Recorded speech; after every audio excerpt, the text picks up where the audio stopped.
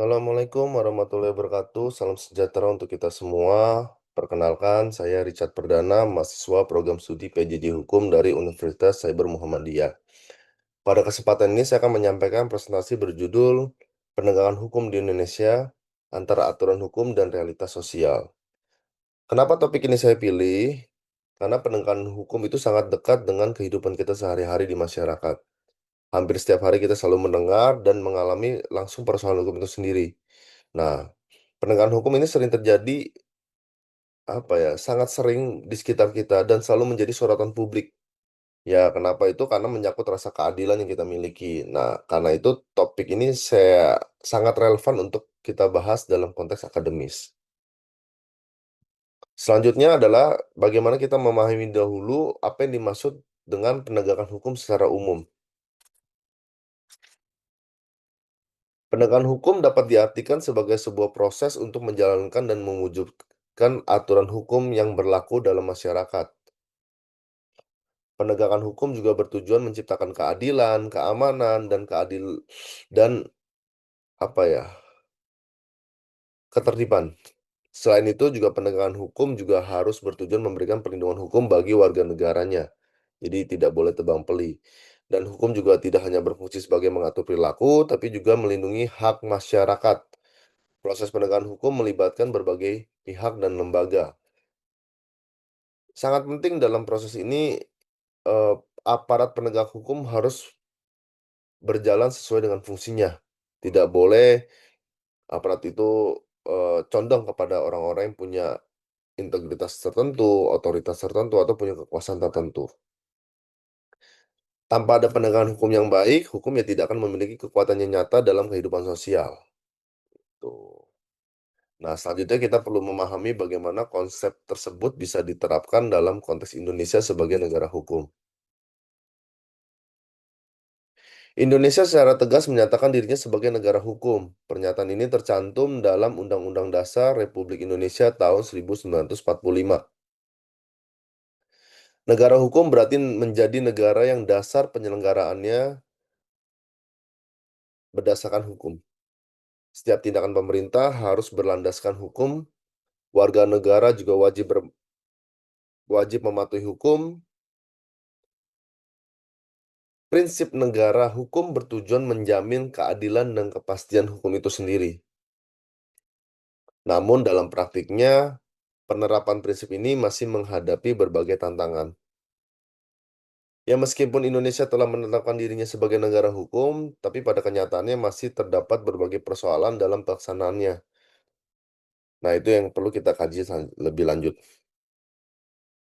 Latar belakang masalahnya, Indonesia memiliki banyak peraturan perundang-undangan yang mengatur hampir seluruh aspek kehidupan masyarakat. Secara teori, aturan hukum tersebut seharusnya mampu menciptakan keadilan, namun dalam praktiknya penegakan hukum seringkali menghadapi berbagai kendala. Banyak masyarakat yang merasa hukum tidak ditegakkan secara adil. Ya, kondisi ini kita tahu akan menimbulkan rasa kecewa terhadap sistem hukum itu sendiri. Ya, ketidakadilan tersebut dirasakan terutama oleh masyarakat kecil atau masyarakat yang emang tidak punya otoritas tertentu dalam eh, kepemerintahan biasanya atau jabatan-jabatan tertentu gitu. Makanya latar belakang ini menjadi sangat penting untuk kita pahami. Nah, dari latar belakang ini juga kita melihat adanya perbedaan antara hukum yang tertulis dengan hukum yang dipraktekkan secara nyata dalam kehidupan hari-hari. Itu. Nah, muncullah dalam teori hukum di Indonesia telah dirancang dengan sangat baik. Aturan tertulis mengatur hak dan kewajiban negara secara jelas. Namun kenyataannya pelaksanaan hukum sering berbeda. Jadi hukum yang tertulis, hukum yang dalam kenyataan itu biasanya berbeda. Itu. Nah, kesenjangan antara teori dan praktik ini menjadi masalah yang sangat serius sebenarnya. Hukum yang ideal di atas kertas sering diubah ketika diterapkan di lapangan. Hal ini menimbulkan ketidakpastian hukum, ya akibatnya masyarakat menjadi sulit mempercayai hukum itu sendiri ya karena tanda kutip hukum seperti ya kayak dibeli atau di otak-atik lah dengan keinginan secara personal. Nah, untuk memahami persoalan ini lebih lanjut, perlu kita rumuskan juga, masalah-masalah utama apa saja dalam penegakan hukum, gitu. Rumusan masalahnya, yang pertama keadilan, konsistensi, dan dampak sosial. Berdasarkan kondisi tersebut, terdapat beberapa rumusan masalah yang kita perlu kaji ya, ya seperti tadi ya saya sudah sampai bilang, pertama, apakah penegakan hukum di Indonesia sudah berjalan secara adil? Gitu. Yang kedua, apakah hukum di Indonesia ditegakkan secara konsisten tanpa diskriminasi oleh pihak tertentu? Nah, itu konsistensi. Yang ketiga, mengapa masih terjadi perbedaan perlakuan penegakan hukum pada kelompok tertentu? Itu. Ya, bagaimanapun juga kondisi tersebut, akan menimbulkan krisis atau penurunan kepercayaan masyarakat kepada sistem hukum itu sendiri. Selanjutnya, tujuan presentasi memberikan dampak pemahaman yang mendalam mengenai penegakan hukum. Selain itu, presentasi ini juga bertujuan untuk menganalisis realitas penegakan hukum di Indonesia. Ya, harapannya kita bisa memiliki sikap kritis terhadap persoalan hukum. Prestasi ini juga bertujuan untuk meningkatkan kesadaran hukum kepada masyarakat, kesadaran hukum pentingnya untuk menciptakan ketertiban sosial. Ya, dengan kesadaran hukum, masyarakat juga kita semua dapat berperan aktif dan mendorong perbaikan penegakan hukum selanjutnya. Karena ya kita tahu ya bahwa proses penegakan hukum ini tidak mudah diselesaikan, tapi dengan kita bisa mengedukasi, kita memiliki prinsip-prinsip hukum yang berkeadilan sesuai dengan Undang-Undang Dasar 1945, insya Allah Indonesia sebagai negara hukum bisa menjadi barometer dunia lah, semoga ke depannya ya, gitu. Nah, ada beberapa faktor penegakan hukum, ya. Salah satu contohnya faktor yang pertama adalah hukum itu sendiri. Yang kedua, aparat penegak hukum. Yang ketiga adalah masyarakat sebagai subjek hukum itu sendiri. Dari ketiga faktor ini tidak dapat dipisahkan karena satu sama lain saling berkaitan. Jika salah satu faktor ini ada masalah, ya penegakan hukum ya tidak berjalan secara optimal. Nah, oleh karena itu penegakan hukum harus dilihat secara menyeluruh. Pendekatannya parsial tidak, apa ya, kalau pendekatannya parsial ya tidak akan menyelesaikan masalah, gitu. Nah, peran aparat penegak hukum menjadi salah satu faktor yang sangat menentukan. Aparat penegak hukum memiliki peran strategis dalam pembentukan hukum, polisi juga berperan dalam penyelidikan dan penyidikan, jaksa berperan dalam penuntutan perkara, hakim juga berperan dalam memeriksa dan memutuskan perkara, dan setiap aparat harus bekerja secara profesional dan sesuai dengan fungsinya. Integritas aparat sangat ditentukan oleh keadilan hukum itu sendiri. Ya, jika aparat tidak profesional, tidak sesuai dengan fungsinya, ya hukum ya pastinya tidak akan bisa ditegakkan dengan sangat baik ya. Itu. Nah, selain aparat juga sebenarnya secara individu kita juga harus bisa memberikan pegangan dan prinsip yang kuat bahwa hukum ini harus selalu ditegakkan dan dihormati ya, gitu. Karena keberhasilan penegakan hukum juga tergantung bagaimana cara kerja lembaga penegakan hukum secara keseluruhan.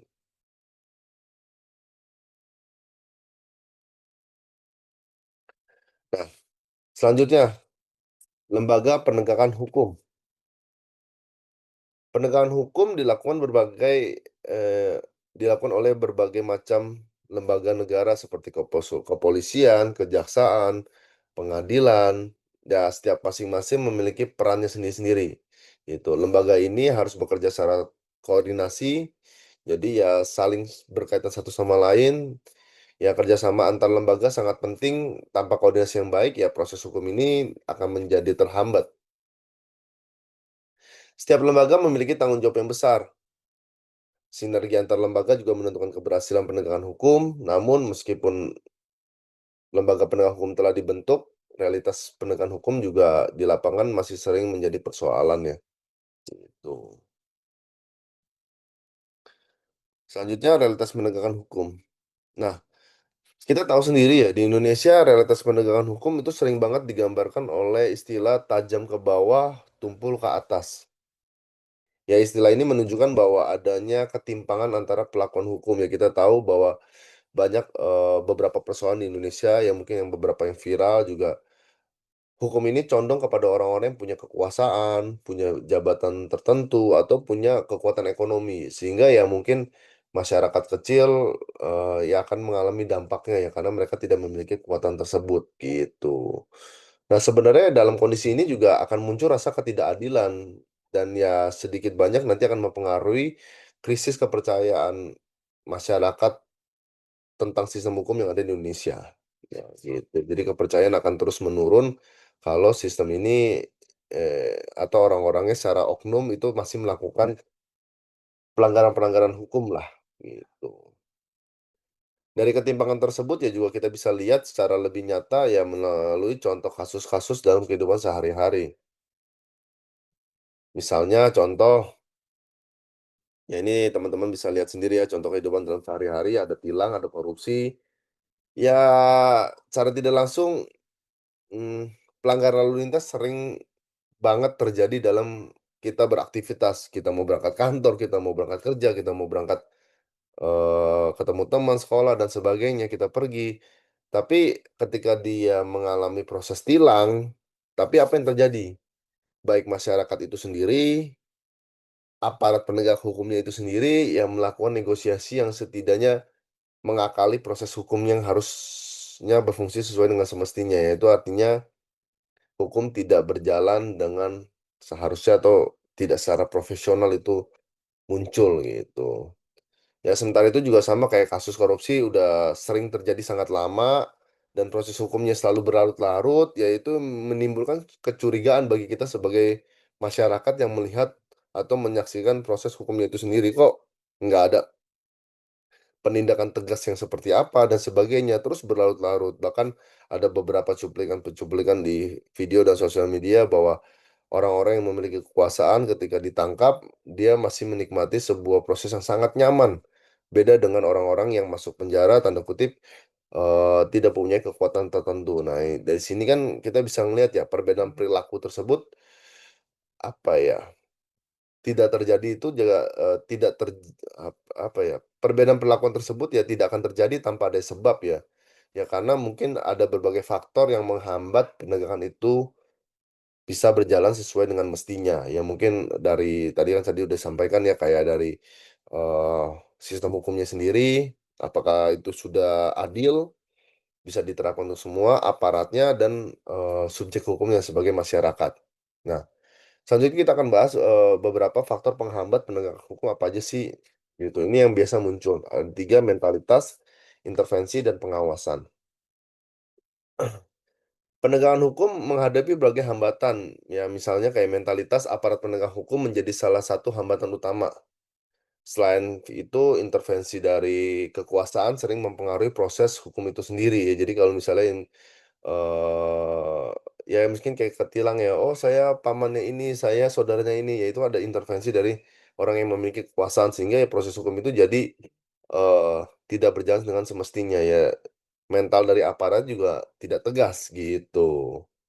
Yang ketiga pengawasan. Nah ini juga, lemahnya sistem pengawasan juga akan memperburuk kondisi, karena pengawasan yang tidak efektif akan membuka peluang proses penyimpangan tersebut, gitu. Faktor-faktor budaya hukum yang terjadi di masyarakat juga itu mungkin, jadi kebiasaan yang itu juga harus kita rubah dari subjek hukumnya kita sebagai masyarakat juga harus mulai memahamilah. Nah, dari hambatan ini kita juga bisa banyak, dapat pelajaran ya bahwa ternyata masalah hukum di Indonesia itu bukan hanya sistem hukumnya, baik lagi, tapi, eee, aparat penegak hukumnya atau masyarakatnya. Kenapa? Karena kalau misal hukum ini sudah diberikan secara adil, tapi misalnya masyarakatnya masih menolak atau aparatnya masih mencari keuntungan tertentu, ya otomatis hukum ini tidak berjalan dan muncullah ketidakadilan. Jadi balik lagi itu kan jadi circle, tidak adil, balik lagi, sistem hukumnya disalahin, aparatnya jadi main lagi, masyarakatnya main lagi, jadi oknum itu terus berputar. Ya jadi lingkaran setan ibaratnya gitu. Nah, dampaknya apa yang terjadi? Udah otomatis kalau itu terus terjadi circle-nya, ya masyarakat kecewa terhadap hukum. Gitu. Ya karena ketidakadilan dalam penegakan hukum akan berdampak besar juga bagi masyarakat, terutama orang-orang yang memiliki kekuasaan tertentu ya. Kepercayaan publik terhadap hukum juga terus menurun, masyarakat menjadi ragu terhadap sistem hukum itu sendiri. Apakah kalau kita lapor, apa kita lapor ya ibaratnya itu akan diproses gitu. Jangan-jangan cuman masuk laporan nggak diproses. Nah, selain itu juga muncul sikap yang mungkin jadi apatis, cuek terhadap sistem hukum yang ada di Indonesia. Nah, ya masyarakat merasa hukum tidak berpihak pada mereka, ya mau ngapain mereka ngurusin, gitu loh. Ya kondisi ini sangat berbahaya bagi ketertiban sosial. Ya otomatis mereka akan jadi ada konflik sosial dan mungkin ada beberapa pemicu-pemicu yang memanfaatkan gejolak ini sangat bahaya, gitu. Ya kalau ini terus dibiarkan ya otomatis pelanggaran-pelanggaran terus akan meningkat dari hal-hal yang kecil pasti akan menjadi hal yang besar gitu. Nah, terus untuk mengatasi dampak tersebut apa yang harus kita lakukan sebagai masyarakat gitu loh. Karena masyarakat ini memiliki peran yang sangat sangat sangat sangat penting. Selain aparat hukum juga harus berperan sebagai profesional, sistem hukumnya harus rapi, tapi masyarakat memiliki peran yang sangat penting dalam penegakan hukum. Tuh.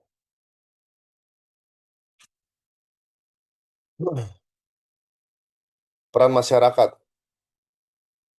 Nah, masyarakat itu memiliki peran yang sangat penting dalam proses penegakan hukum itu sendiri. Kenapa? Karena penegakan hukum tidak akan hanya menjadi tanggung jawab aparat, tapi kesadaran hukum di masyarakat juga sangat dibutuhkan.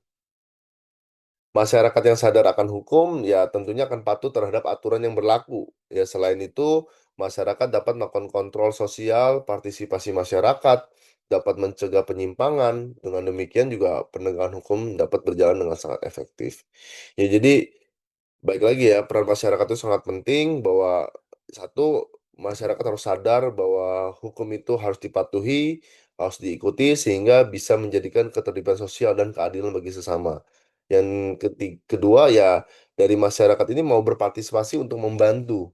Ya makanya mungkin beberapa konten-konten di media sosial kita juga bisa lihat di TikTok, di IG dan sebagainya banyak orang-orang yang ngebantu proses penegakan hukum kayak ngingetin orang tilang atau ngingetin orang nggak merokok tidak boleh merokok di pinggir jalan gitu atau mungkin ada beberapa tokoh-tokoh influencer atau selebgram yang menyinggung tentang isu-isu politik yang kebijakan-kebijakannya ini sebenarnya melanggar proses hukum itu sendiri, sistem hukum itu sendiri. Nah, itu ya kita harus sadari ya gitu. Nah, selain peran masyarakat, negara sebenarnya juga harus perlu melakukan upaya yang pasti dan konkret supaya bisa memperbaiki penegakan hukum yang terjadi. Ada dua, reformasi dan transparansi, gitu. Nah, upaya perbaikan penegakan hukum juga harus dilakukan secara menyeluruh dan berkelanjutan nih. Jadi reformasi hukum akan menjadi langkah yang sangat penting karena aturan-aturan hukum harus disesuaikan dengan perkembangan zaman. Karena banyak ya aturan-aturan yang mungkin sudah lama, terus masih diterapkan sampai sekarang yang mungkin tidak relevan lagi gitu. Jadi terus diperbarui dengan kesepakatan yang adil. Nah, yang kedua juga transparansi dalam proses hukum juga sangat diperlukan karena ya kita tahu ya banyak transparansi yang dilakukan oleh para pejabat publik yang setidaknya kayak misalnya memanfaatkan anggaran tertentu kepada kepentingan tertentu yang sebenarnya tidak masuk akal angka tersebut gitu loh ya otomatis akan memunculkan kecurigaan publik. Ya kalau ini terus dijalanin ya otomatis akan turun apa namanya kepercayaan publik terhadap sistem hukum yang ada di Indonesia gitu. Makanya perlu dijalankan dua yaitu reformasi dan transformasi pada sistem hukum itu sendiri gitu. Nah, kalau udah ada kalau dengan adanya upaya perbaikan ini ya harusnya kita bisa muncul harapan bahwa masa depan penegakan hukum di Indonesia akan bisa berjalan dengan sangat baik. Tuh.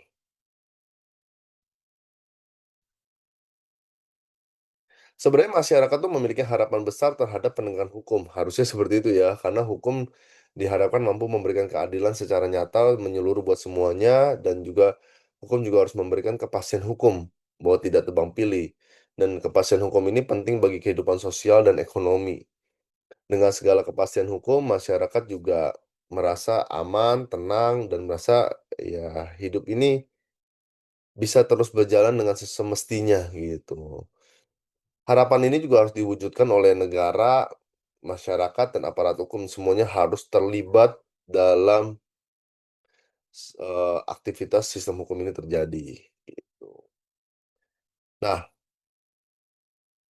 dari sini kita banyak belajar ya, memahami, pembahasan yang udah dari awal sampai akhir. Kesimpulannya, penegakan hukum ini masih mengalami berbagai tantangan, dari kesenjangan antara aturan dan praktik, termasuk tantangan yang berasal dari beberapa faktor seperti sistem hukumnya, tidak profesionalnya aparat-aparat penegak hukum, atau masyarakat yang mungkin belum sadar tentang hukum sendiri, jadi apatis. Ya, sebenarnya ini diperlukan upaya yang sangat serius, sehingga reformasi dan transformasi menjadi solusi yang sangat penting dalam penegakan hukum yang harus diarahkan kepada prinsip keadilan, gitu. Sebagai penutup dari seluruh presentasi ini, saya akan menyampaikan beberapa kalimat penegasan di akhir.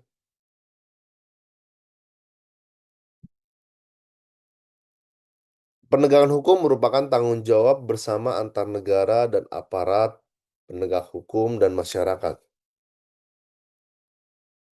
Hukum harus ditegakkan secara adil dan konsisten. Tanpa adanya keadilan hukum, hukum sendiri akan kehilangan maknanya.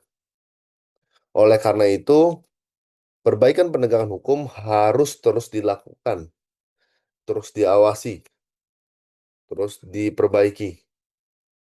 Semua pihak harus berperan aktif sesuai dengan fungsinya masing-masing. Itu.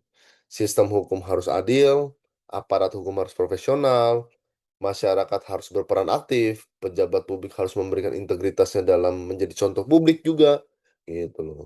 Ya, dengan komitmen ini bersama, penegakan hukum di Indonesia akan menjadi lebih baik, gitu. Kurang lebih itu aja presentasi dari saya, Richard Perdana. Terima kasih. Assalamualaikum warahmatullahi wabarakatuh. Salam sejahtera untuk kita semua.